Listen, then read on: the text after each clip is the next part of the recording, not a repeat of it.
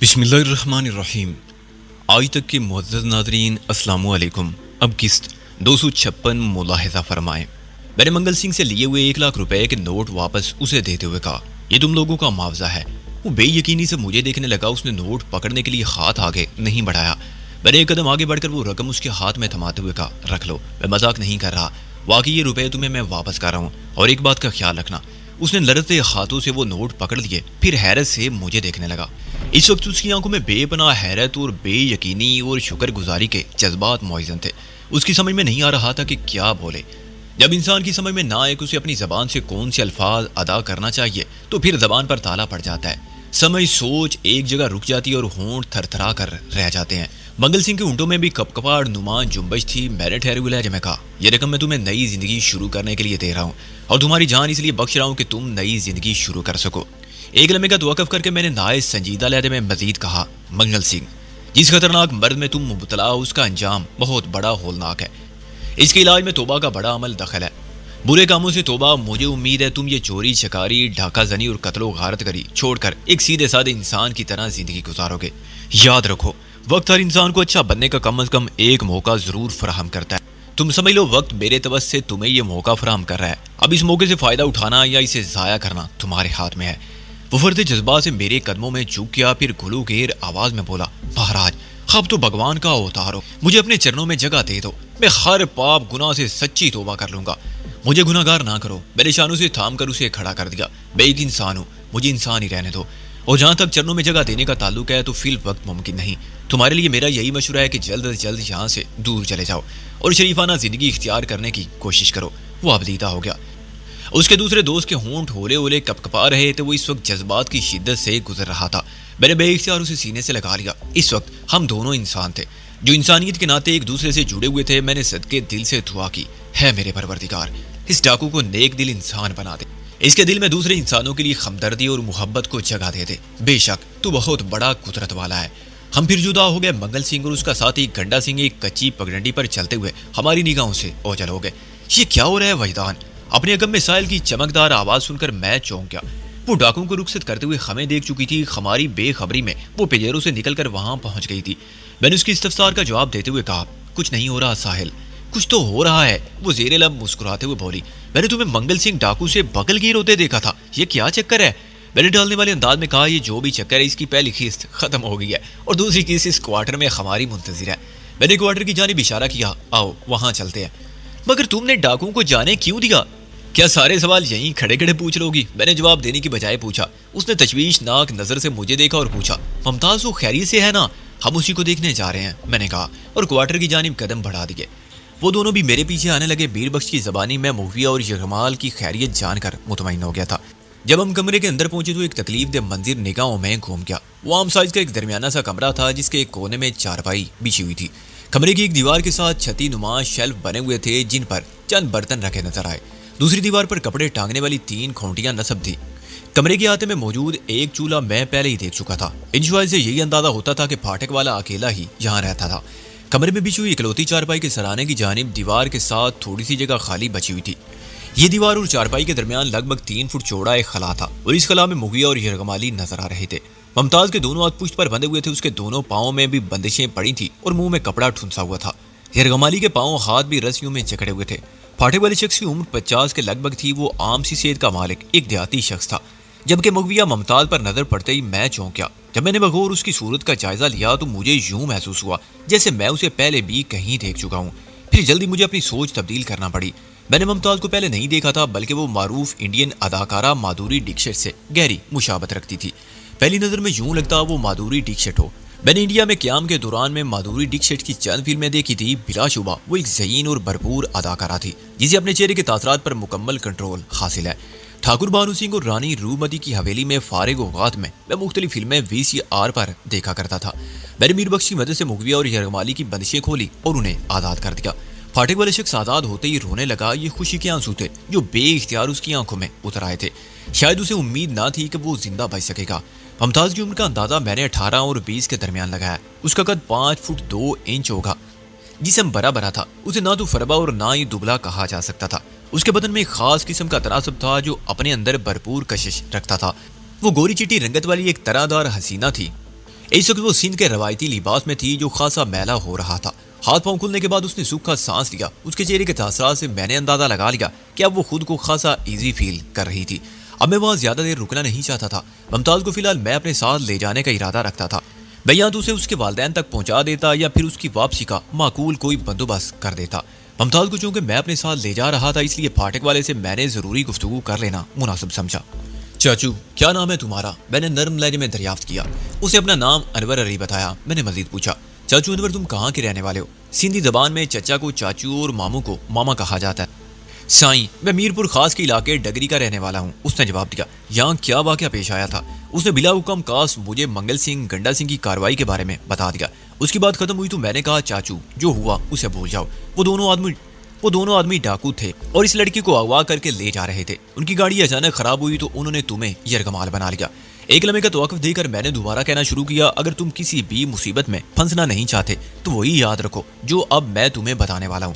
अगर तुमने अपनी अकल इस्तेमाल करने की कोशिश की तो समझ लेना पुलिस वाले तुम्हारे पीछे हाथ धोकर और लठ लेकर पड़ जाएंगे। वो बंदा खासा समझदार लगता था। इस बात में गर्दन हिलाते हुए बोला, अच्छी तरह समझ गया हूँ साईं, आप फिक्र ना करें, मैं वही बयान दूंगा जो आप पढ़ाएंगे। मैं सीधा साधा मानू पुलिस के चक्कर में नहीं पड़ सकता। फिर उसने मखसूस सिंधी अंदाज में दोनों हाथ जोड़ दिए। मैंने कहा, मेरे कहे हुए एक एक लफ्ज को जहन में बिठा लो। फिर मैंने ताकीद के अंदाज में उसे एक झूठी सच्ची कहानी सुनाई। दो डाकू अपनी जीप में किसी लड़की को अगवा करके ले जा रहे थे। उनकी गाड़ी के ताकू में एक और जीप भी पीछे चली आ रही थी। तुम्हें नहीं मालूम कि पिछली गाड़ी में कौन था। डाकू के बारे में भी तुमने अपने तौर पर अंदाजा लगाया है। तुम कोई भी खत्मी बात नहीं जानते।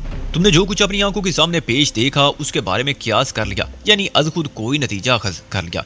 मैंने चंद लम्हा तक उसके चेहरे पर नजरें जमा कर उसके चेहरे के तासरात का जायजा लिया। मुझे महसूस हुआ वो पूरी तवज्जो से मेरी बातें ज़हन नशीन कर रहा था। मैंने सिलसिला कलाम जारी रखते हुए कहा, पीछे आने वाली गाड़ी वालों की कोशिश थी कि किसी तरह आगे वाली गाड़ी को रोक लें, मगर आगे वाले किसी कीमत पर रुकने को तैयार न थे। चुनाचे मजबूरन पिछली गाड़ी वालों ने अगली गाड़ी की बाड़ी और टायरों पर गोलियां बरसाना शुरू कर दी। नतीजे के तौर पर आगे वाली गाड़ी लड़खड़ाई, उसके टायर फट गए और ड्राइवर को भी गाड़ी सड़क से नीचे उतारना पड़ी। मगर वो गाड़ी तो मेरे क्वार्टर की पिछली दीवार के साथ खड़ी है। फाटक वाले अनवर अली ने मेरी बात पूरी होने से पहले ही कहा। इससे जाहिर हुआ कि वो बाहर के हालात से यकसर बेखबर था। मैंने कहा, वो गाड़ी अब तुम्हारे क्वार्टर के एक भी दीवार के साथ नहीं बल्कि उधर सड़क के किनारे कच्चे में आड़ी टेढ़ी खड़ी है। उसने ताजुब खेज नजर से मुझे देखा, पूछा, ये कब और कैसे हुआ? ये जब और जैसे भी हुआ तुम इसके लिए अपना दिमाग ना थकाओ। मैंने कहा, बहरहाल ये हकीकत है कि वो गाड़ी अब सड़क के किनारे खड़ी है। वो बेयकीनी से मुझे देखता रहा, फिर तैयर अमेज लहजे में बोला, वो दोनों आदमी कहाँ हैं जिन्होंने मेरे हाथ पांव बांधकर मुझसे सिग्नल लैंप छीन लिया था और मुझे धमकी दी थी कि अगर मैं अपने मुंह से कोई आवाज निकाली तो वो मुझे कत्ल कर देंगे। उनमें से एक राइफल ताने हमारे सरों पर सवार रहा और दूसरा सिग्नल लैंप लेकर बाहर चला गया था। वो दोनों आदमी फरार होने में कामयाब हो गए हैं। मैंने अनवर अली को हकीकती हाल से बेखबर रखते हुए कहा। साहिल और मीर बख्श समझ गए कि मैं किसी मसले के तहत सच में झूठ की आमेज़श कर रहा हूँ। अनवर अली ने जब सिग्नल लैंप का जिक्र किया तो मुझे कुछ याद आ गया। मैंने फाटक वाले से पूछा, गाड़ी काफी देर से नहीं गुजरी, क्या इस रेलवे लाइन पर बहुत कम आमदोरफ्त रहती है? उसने बताया, रात में आखिरी गाड़ी 11 बजे गुजरती है, उसके बाद अब 9 बजे आएगी। वैसे इस लाइन पर ज्यादा रश नहीं होता। फिर उसने ऐसी नजर से मुझे देखा जैसे उसे कुछ याद आ गया हो। मैंने पूछा, क्या बात है अनवर अली? उसने सवाल किया, साईं आपने बताया कि पिछली गाड़ी ने डाकू वाली गाड़ी पर गोलियां बरसाई थी, जिसके नतीजे में उसके टायर फट गए और सड़क से उतर गई, मगर मैंने तो फायरिंग की आवाजें नहीं सुनी। हम यहाँ से जाने से पहले तुम्हें फायरिंग की आवाजें भी सुनाएंगे, मैंने मानी खेज अंदाज में कहा। इस सिलसिले में तुम्हें परेशान होने की जरूरत नहीं। बहरहाल मैं वापस अपनी कहानी की तरफ आ गया। जब डाकू वाली गाड़ी रुक गई तो उन्होंने अपनी जान बचाने की खातिर फरार ही में आफियत जानी और मुगविया को छोड़कर 9-2-11 हो गए। ताकुब में आने वाली गाड़ी में मौजूद अफराद ने मुगविया को अपनी गाड़ी में सवार कराया और देखते ही देखते तुम्हारी नजर से ओझल हो गए। मैं समझ गया साईं, बिल्कुल समझ गया, अनवर अली ने पूरे एतमाद लहजे में कहा। मैं पुलिस वालों को यही बयान दूंगा। माधुरी डिक्शेट की कापी मुमताज ने सवाल किया, क्या वो दोनों डाकू वाकई फरार हुए हैं? उनके इरादे फरार होने वाले तो नहीं लगते थे। वो दोनों बहुत खतरनाक लोग थे। मुमताज सिंधी लबो लहजे में बहुत साफ उर्दू बोल रही थी। उसकी बात से अंदाजा हुआ कि वो तालीम याफ्ता थी। मैंने उस खूबसूरत लड़की के सवाल का जवाब देते हुए कहा, हाँ मुमताज, वो दोनों दर हकीकत फरार होने में कामयाब हो गए हैं। मैंने मुमताज से दानिस्ता झूठ बोला। वो भी अनवर अली की तरह क्वार्टर से बाहर पेश आने वाले हालात से बेखबर थी और मैं उसे बेखबर ही रखना चाहता था। फिलहाल हम जिन हालात से गुजर रहे थे उनका तकादा यही था। मैंने बात जारी रखते हुए कहा, जब उन्होंने देखा कि वो बुरी तरह हमारे जंगल में फंस चुके हैं तो उन्होंने फरार ही में आफियत जानी। मुमताज ने इस्तफसार किया, आप डाकुओं की गाड़ी पर फायरिंग क्यों करना चाहते हैं ताकि ये बेचारा अनवर अली किसी बड़े बवाल में ना आ जाए? मैंने कहा, इस कहानी में हकीकत का रंग भरने के लिए ये बहुत जरूरी है। आप कौन लोग हो और मुझे अपने साथ कहाँ ले जाना चाहते हो? मुमताज ने नहायत ही अहम सवाल पूछे। मैंने कहा हम खुदाई फौजदार हैं और जरूरतमंदों की मदद करते हैं। मैंने जरा तवक्कुफ करके इजाफा किया, हम तुम्हें अपने साथ ले जाने की जिद नहीं करेंगे, तुम आज खुद भी अपने घर जा सकती हो। वैसे तुम्हारे लिए बेहतर यही होगा कि हमारी हिफाजत में तुम अपने वालिदैन के पास चली जाओ। तुमने पहले ही बहुत दुख उठा लिए हैं। वो एहसान मंदी से मुझे देखने लगी। उसकी आंखों में शुक्राने का समंदर मौजूद था। हमने उसे डाकुओं की चुंगल से निजात दिलाकर वाकई उस पर बहुत बड़ा एहसान किया था। वो जज्बात से मगलूब आवाज में बोली, मुझे यकीन नहीं आ रहा कि मैं आजाद हो गई हूँ। वो बार बार अपनी कलाइयों को सहला रही थी जहाँ थोड़ी देर पहले मजबूत रस्सी की बंदिशें मौजूद थी।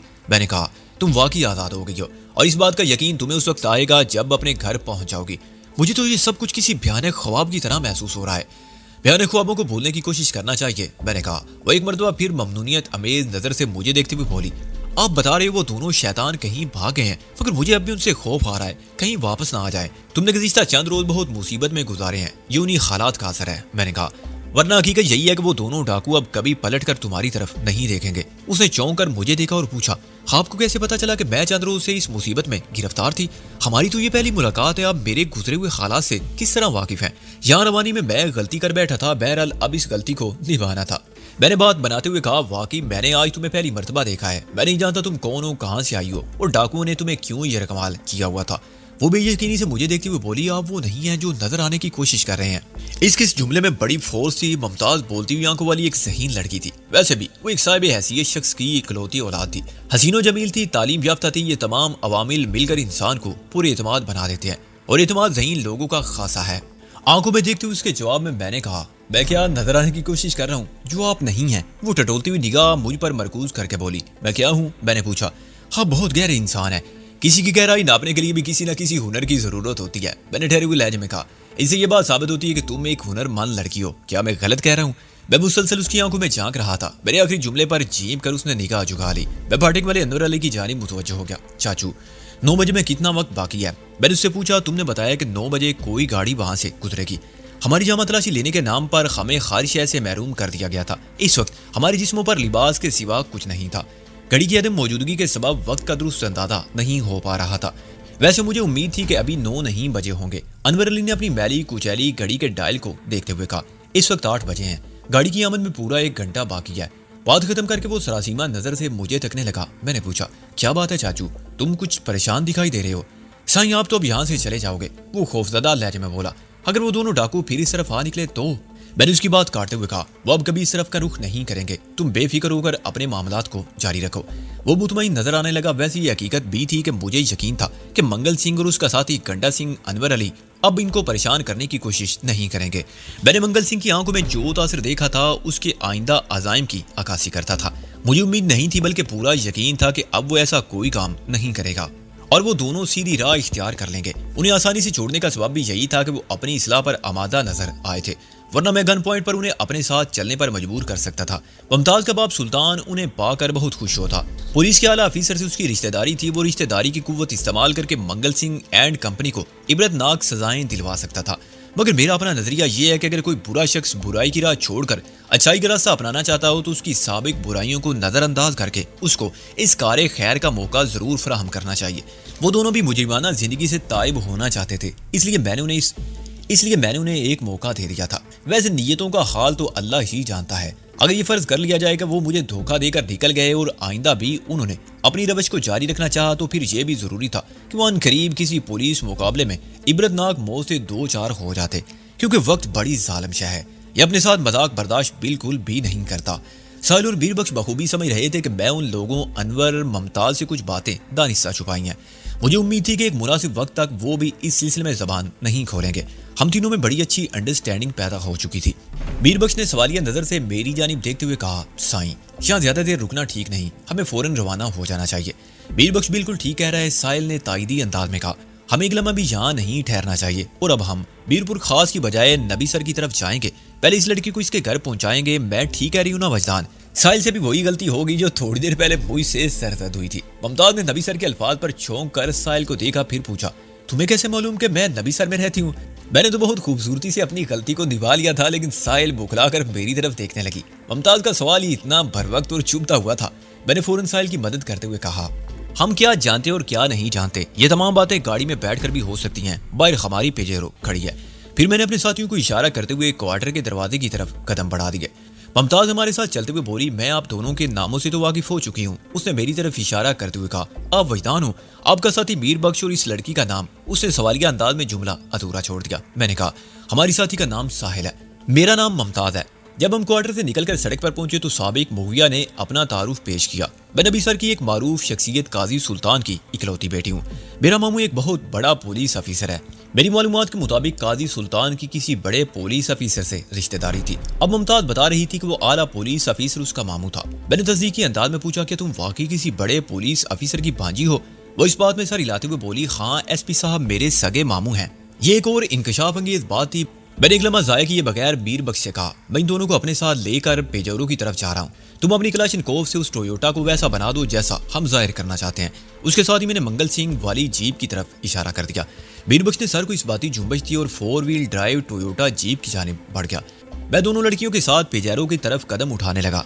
चंद लम्हात बाद हमें अपने अकम में फायरिंग की आवाज सुनाई दी।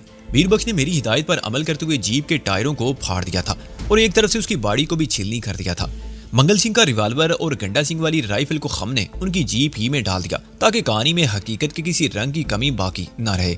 जिस वक्त इंसान जान बचाकर भाग रहा होता है तो अपनी जान के सिवा वो हर शय को भूल जाता है। हम पेजोरो के नजदीक पहुंच गए। मैंने साहिल और मुमताज को गाड़ी के अकबी हिस्से में सवार कराया और खुद ड्राइविंग सीट पर विराजमान हो गया। मीर बख्श के लिए मैंने पैसेंजर सीट वाला दरवाजा खोला। साहिल ने मीर बख्श की फायरिंग पर कोई तबसरा नहीं किया। ताहम इस मौके पर मुमताज खामोश ना रह सकी। उसने मुझसे मुखातिब होते हुए पूछा, फैजान क्या ये सब जरूरी था?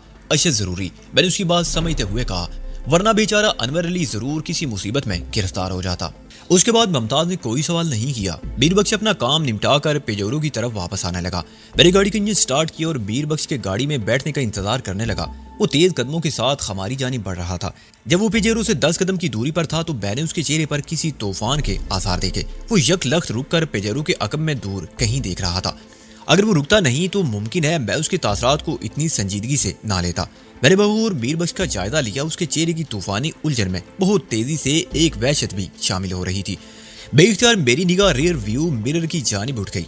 पेजोरो के पहलू में नस्ब वो आईना बड़ी वजाहत के साथ अकबी मंजिल की इक्कासी कर रहा था। पलक झपकने में मैंने मीर बख्श की उलझन का सबब जान लिया। हमारे पीछे उसी सड़क पर रेगो गुबार के एक तूफान दिखाई दे रहा था। फिर किसी गाड़ी के इंजन की आवाज मेरी समाज से टकराई। उसके साथ ही आवाज पैदा करने वाली वो गाड़ी भी मेरी नजर में आ गई। वो एक टोयोटा हाइलक्स थी जो बड़ी तेज रफ्तारी से हमारे अकब में बढ़ती चली आ रही थी। गाड़ी के पिछले खुले हुए हिस्से में कोई शख्स खड़ा था। उस शख्स ने अपने दोनों हाथ ड्राइविंग कैबिन की छत पर नस्ब एक खौफनाक दाती शय पर जमा रखे थे और वो दाती शय यकीनी तौर पर एक गन थी, मौत तकसीम करने वाली खतरनाक मशीन। टोयोटा हाइलक्स जिस सलाकत खेज रफ्तार से हमारे नजदीक पहुंच रही थी उसे नजरअंदाज करना खुद को मौत के हवाले करने के मुतरादिफ था। उस गाड़ी में जो कोई भी था हमारा दोस्त या खैर ख्वाह नहीं हो सकता था।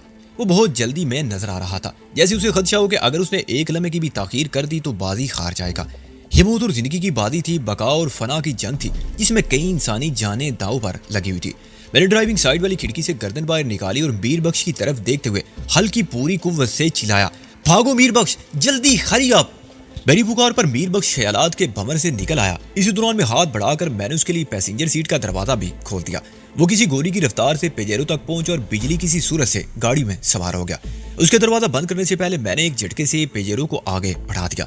चंद लम्हात में पेजोरो हवा से बातें करने लगी। पेजोरो चूंकि साकन खालिद से हरकत में आई थी इसलिए ऊंची रफ्तार पकड़ने में उसे जो लम्हे लगे उसी वक्त में टोयोटा हाइलक्स हमारे बहुत करीब पहुंच चुकी थी। वो भी हमारे अकब में थी, ताहम हमारा दरमियानी फासला बतदरीज कम हो रहा था। यकीनी तौर पर मुताकब गाड़ी की रफ्तार हम से कुछ ज्यादा होगी। मैं बैक वक्त में 2 मुकामात पर मुतवज्जो था, भरपूर तवज्जो के साथ ड्राइविंग भी कर रहा था और रियर व्यू मिरर में अपने पीछे आने वाली गाड़ी को भी नजर में रखे हुए था। इब्तिदा में वो सिर्फ गाड़ी थी टोयोटा हाइलक्स जिसके अकब में खुले हुए हिस्से में कोई शख्स गन थामे खड़ा था। फासले में तेजी से वाक़ होने वाली कमी के बायस गाड़ी में बैठे हुए अफराद के हेवले दिखाई देने लगे। रफ्ता रफ्ता उन हेवलों के हुलिये वाज़ेह हुए तो मुझे चौंकना पड़ा। वो चेहरे मेरे लिए अजनबी ना थे। गाड़ी के पिछले हिस्से में इस्तादा गन बरदार शख्स को भी मैं बखूबी पहचान किया। उसके साथ ही मेरे पूरे वजूद में सनसनाहट होने लगी। बेइख्तियार एक्सीलरेटर पर मेरे पाँव का दबाव बढ़ता चला गया। मुझे महसूस हुआ खून रेज मार्के का वक्त आन पहुंचा है। टोयोटा हाइलक्स की ड्राइविंग सीट पर शैतान का बरादर खुद तारा मौजूद था। उसके बराबर में पैसेंजर सीट पर वडेरा अकबर सोमरू नजर आ रहा था, जबकि अकबी हिस्से में गन बरदार शख्स वडेरे का गार्ड था।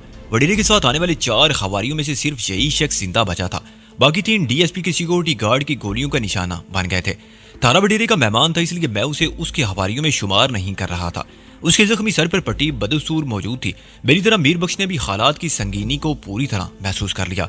यकीनन खून उसकी रगों में भी उछल कर रह गया होगा। अकबर सुमरू एक तवील अरसे तक उसका अन्नदाता रहा था। तब हालात की बेरहमी ने मीर बख्श को वडेरे के सामने ला खड़ा किया था। वो इस वक्त इंतहाई अलर्ट नजर आ रहा था। कलाशनिकोव को उसने बड़े चौकस और माहिराना अंदाज में रेडी कर लिया। मेरी पूरी कोशिश थी कि दोनों गाड़ियों के दरमियान फासले में इजाफा जारी रहे। अभी तक हम शायद फायरिंग की रेंज में नहीं आए थे, या मुमकिन है मुताकब दुश्मनों की कोई और मसले तो। बहरहाल उस तरफ से फायरिंग नहीं की गई थी। इसका हरगिज़ ये मतलब नहीं था कि वो फायरिंग नहीं करेंगे।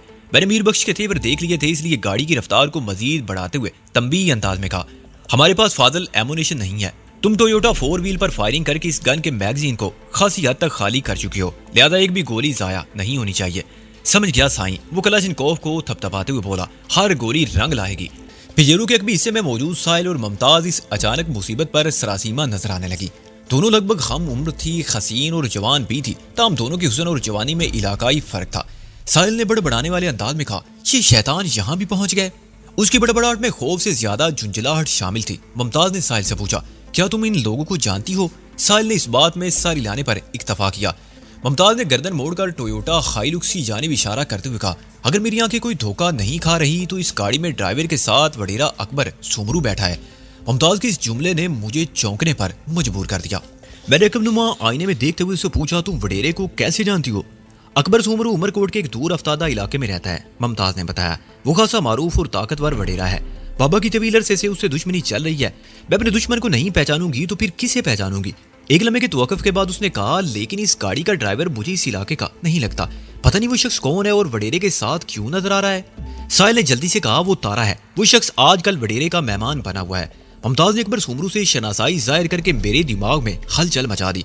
फिर यह ख्याल और भी सनसनीखेज था कि अकबर सुमरू मुमताज के बाप काजी सुल्तान का दरीना दुश्मन भी था। अगर वडेरा अकबर सुमरू अपने दुश्मन की बेटी को हमारे साथ देख लेता तो मेरे ख्यालात को मुमताज की आवाज ने तय उबाला कर दिया। वो पूछ रही थी, फैतान, तुम वडेरे की गाड़ी को अपने अकम में देखकर बड़ी तेजी से वहां से फरार हुए हो। इससे तो यही जाहिर होता है कि वो तुम लोगों का भी दुश्मन है। क्या मैं गलत कह रही हूँ? अकबर सुमरू से हमारी कोई दुश्मनी नहीं, मैंने कहा। हमारा झगड़ा उसके मेहमान तारा नामी उस शख्स से है जो टोयोटा हाइलुक्स की ड्राइविंग सीट पर तुम्हें नजर आ रहा है। तुम लोगों के दरमियान किस किस्म का झगड़ा है? उसने सवाल किया। मैं मुमताज के सवाल का जवाब ना दे सका क्योंकि उसी वक्त मुताकब गाड़ी से खम पर फायरिंग की गई। दोनों लड़कियों की चीखें निकल गई और फितरी रद्दे अमल के तौर पर वो नीचे झुक गईं। मैंने पिजेरो को फायरिंग से बचाने के लिए थोड़ी करतबबाजी दिखाई। नतीजे में वो जरा सा लहराई। लड़कियां एक मरतबा फिर चीख उठी। मैंने स्टीयरिंग व्हील पर गिरफ्त कायम रखते हुए लड़कियों से मुखातिब होकर कहा, तुम दोनों सीटों के दरमियान गाड़ी के फर्श पर लेट जाओ, दुबक कर बैठ जाओ। गाड़ी को खतरनाक झटके भी लग सकते हैं। उन दोनों ने खामोशी से मेरे अहकाम की तामील की। मीर बख्श ने कहा, साईं, समारू यहाँ से ज्यादा दूर नहीं है। हमें जो भी करना है उससे पहले ही करना है। तुम टोयोटा हाइलुक्स को ताकुब से रोको, मैंने कहा। मैं गाड़ी की रफ्तार बढ़ाकर उनसे दूर निकलने की कोशिश करता हूँ।